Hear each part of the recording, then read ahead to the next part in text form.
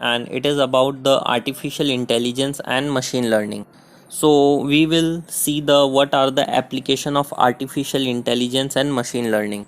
So we are using the artificial and machine learning in order to make the system more convenient for the customers, to make our operations more focused, more efficient. We use it for the trading and portfolio management, as well as we use the AI and machine learning for regulatory compliance. Also, the financial institution are using the AI and ML in order to identify the credit quality of their customers, and based on those information, based on those output, they allow the credit to the clients. Apart from this, we can provide the service via chatbots with the help of AI and machine learning, so that in case customer want to know anything, so these chatbots will actually help them, and it is efficient and cost saving for the customers, and customers can approach at any point of time. When it comes to the operation focused, so it is about the optimum capital allocation, means where we will be having the higher risk reward ratio, there will be investing our money, we'll be investing our money where the risk reward ratios are lower, because we want the lower amount of risk for the returns which we are generating. So we can say that at the end we have reduced the amount of total capital required, because we are spending only on the optimum projects, not the projects in which we can have the huge amount of negative cash inflows as well. Apart from this, we can use the AI and ML in the risk management as well.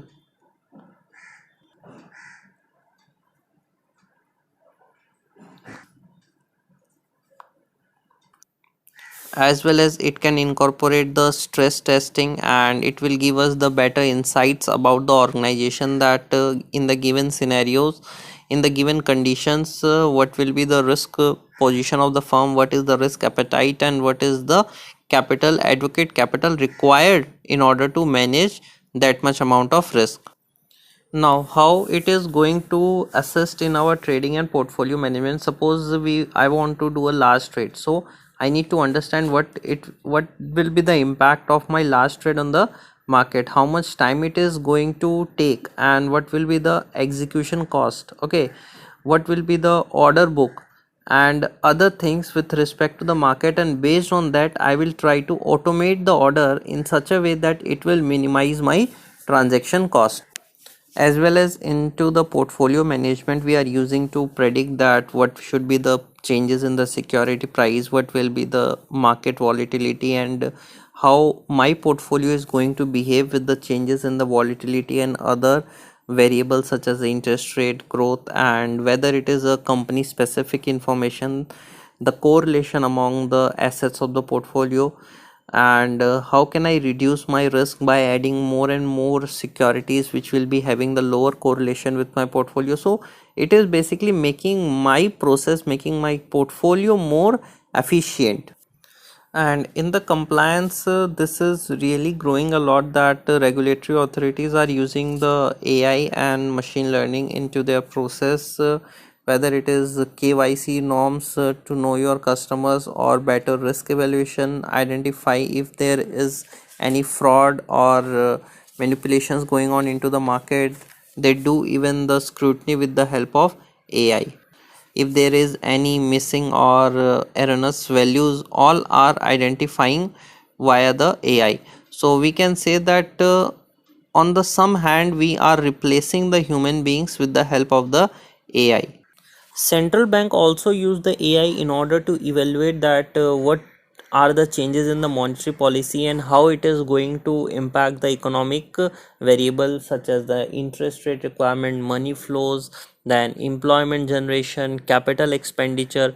Everything will be understood, and that how the banks are going to behave with the changes in the monetary policy.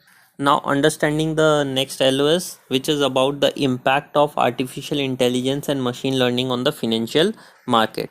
So, the first point is cost saving, lots of efficiency, proper product management, improving the quality, then increasing the options, different options available for the customers, risk management, fraud detection, protection against the cyber attacks.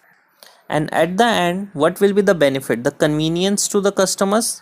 Okay, the company is saving their cost, and they will be having the lots of profitability, proper capital allocation.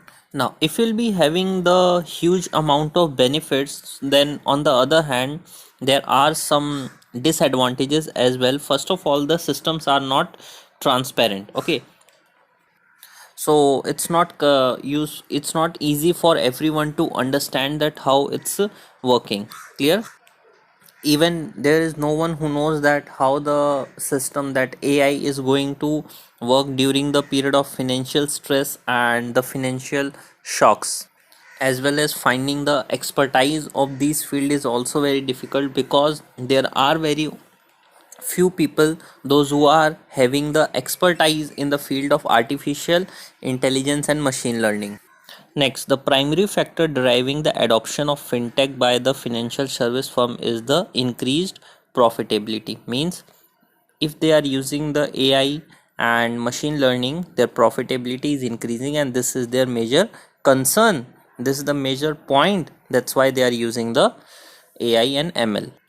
And there is one potential risk if we are using this AI and ML to the financial stability, is that it may introduce the correlation risk. Okay, now we are starting with the new reading, that is, and it is about beyond the LIBOR, and we have discussed it previously that from 2022 we are not going to have any new rates for the LIBOR. And there are few difficulties, there are few problems with respect to LIBOR. So that's why we have decided to shift from LIBOR to any other reference rate. So this topic is completely giving you the brief idea that how actually the things are moving ahead with respect to LIBOR, why we don't want LIBOR and we want a new reference rate, what should be the features of that reference rate. So this chapter contains three different LOS, where the first LOS is about the features of a good benchmark. Means if I'll be giving you a benchmark rate or a reference rate, what should be the features of that. Okay, now we are going to understand that why we are going to replace the LIBOR as the reference rate. And the third one is the about knowing the risk free rates in the repo market, and what are those risks associated with those risk free rate available in the repo markets. Now repo markets are considered to be the risk free. Why? Because it's not the pure lending, it's all about the giving the security, or we can say selling the security and taking the money. So it's one of the safest way of taking the money from the market. So let us start with our LOSA, which is discussing about the key features of a good and an ideal benchmark reference rate. So when I say that we need an ideal benchmark, so it must be accepted by the whole market. Okay, and there are some of the characteristic that is widely accepted by all the different kinds of participants, whether it's bank or whether the wholesale funding or whether it's any other different kinds of NBFCs. Means everyone should accept that kind of reference rate. Now why we are not using the LIBOR and IBOR? The reason is that they are subject to lots of manipulation and they are computed via the survey data from the large bank. So now I'll be giving you few of the three key features which must be present in an ideal reference rate. First, it should take into account the actual data. Means it is not about the survey, it is about the data which is coming from the real transaction. Means if I'm making the transaction, that data I will pick up and I will use that data to give you the reference rate. Clear? So actual data of the active liquid market, this is the first thing. So it must be robust as well as accurate representation of the interest rate in the money market. And suppose if I want to work outside the money market, that same reference rate is going to help me out outside the money market as well. And that reference rate can be used as the discounted rate, or if you want to price any instrument, that also we can do with the help of reference rate. or if there is any need for interest rate derivative, that can be useful in that as well. Now we need the interest rate for different tenure, say 1 day, 30 day, 14 day, 1 month, 6 month, quarterly. So coming to the third point, the rate is able to serve as the term lending as well as the funding benchmark. Means if I want to give the long term fund, so based on that particular reference rate I can give the money, or if I want to borrow the money, okay, so I can borrow at that rate as well. And if I'll talk about the bank, they must be able to manage their both asset and liability with the help of borrowing and lending based on that reference rate. Now suppose a bank entered into a swap where they are receiving the uh, floating and paying the fixed amount of money. But if there is a difference, huge difference between the fixed and floating, it causes the basis risk for the bank. So they must be in the position to hedge their risk with the help of that reference rate as well. So again, just going through those 3 points. First is it must be taken from the actual data. Second, it can be used outside the money market as well, to whether it's to discount or pricing an instrument. And the third is it can serve as a term lending as well as the funding benchmark, and the bank will be able to manage their asset and liability through borrowing and lending with the help of reference rate. So bank needs such a rate in order to hedge their risk with respect to asset and liability mismatch.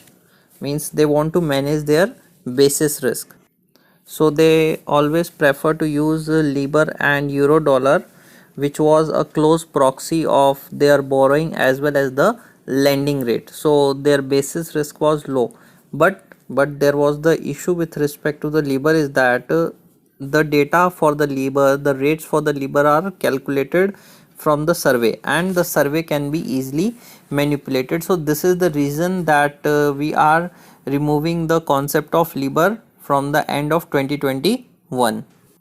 So among the 4 points which are the problems of using the Libor, one is the manipulation in the Libor calculation. After the financial crisis of 2007 and 9, there is a very less amount of interbank deposit market.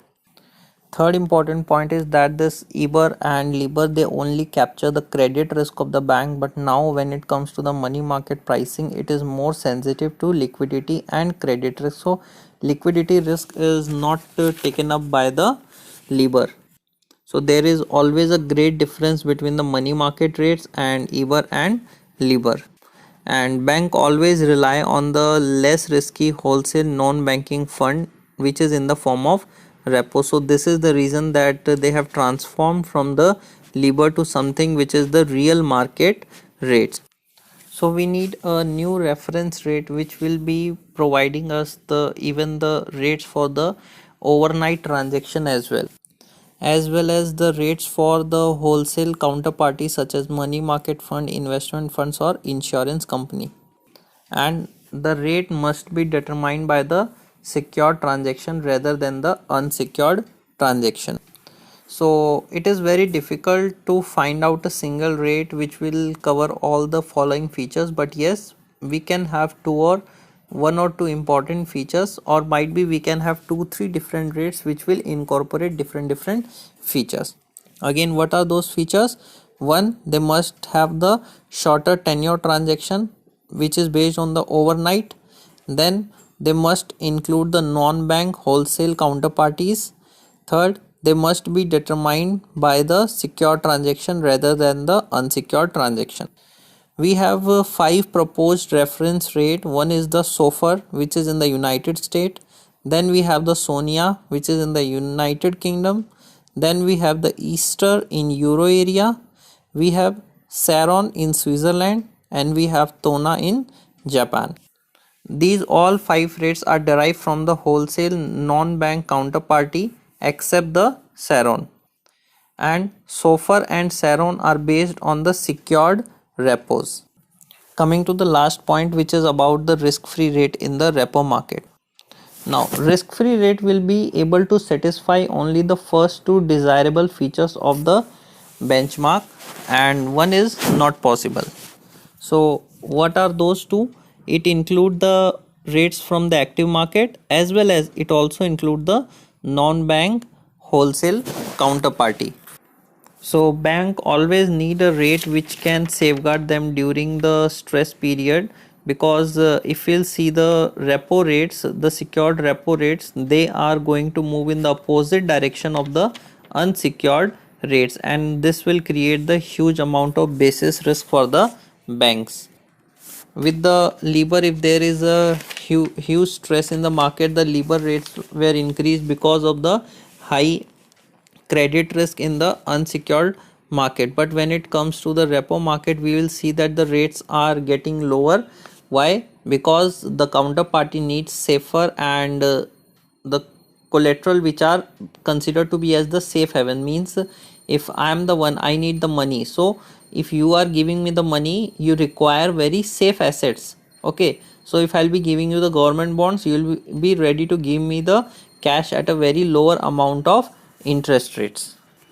There is one more issue when it comes to the Libor and transferring the Libor from transferring all the transaction from Libor to risk free rate, is that the transition, means currently there are trillions of dollars, means lots of money are currently uh, transacted on the Libor rates, and might be there are transactions which are for 5 years, 10 years, 20 years, or 30 years. But suppose in that scenario, if you are closing down the Libor rates in 2021, you need to convert all the transaction from Libor to RFR. So it will needs huge amount of efficiency, as well as you need the participation from all the users of the Libor, and it is possible in the economy which are well established, but difficult with those economies which are using the Libor but they are not well established. And cross currency issue is also one of the major concern when the Libor will be